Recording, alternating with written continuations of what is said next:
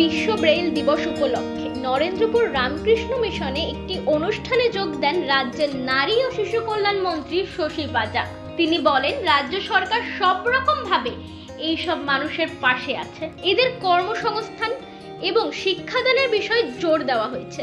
সবাই যাতে এগিয়ে আসেন তার আবেদনও জানান তিনি আরো বলেন, ব্রেইল দিবস উপলক্ষে প্রতি বছর নরেন্দ্রপুর রামকৃষ্ণ মিশনে একটি অনুষ্ঠানের আয়োজন করা হয়। এবারও এই অনুষ্ঠানে নানান প্রতিযোগিতার আয়োজন করা হয়েছিল। বলছি, আজ এখানে বিশ্ব ব্রেইল দিবস, এখানে এলেন, কি দেখলেন, কি বুঝলেন? আজকে ওয়ার্ল্ড ব্রেইল ডে। আমরা এটা আমাদের দফতর নারী শিশু বিকাশ এবং সমাজ কল্যাণ বিভাগ থেকে, যেহেতু আমাদের একটা কমিশন অফ ডিসেবিলিটিস রয়েছে এবং তার পক্ষ থেকে প্রতি বছরই এই 4 জানুয়ারি ওয়ার্ল্ড ব্রেইল ডে আমরা পালন করি। এবং সাধারণত আমরা নরেন্দ্রপুরের রামকৃষ্ণ মিশনে ব্লাইন্ড বয়েজ একাডেমি এই জায়গাটাকে আমরা চয়ন করি এবং এখানেই কর্মসূচিটা।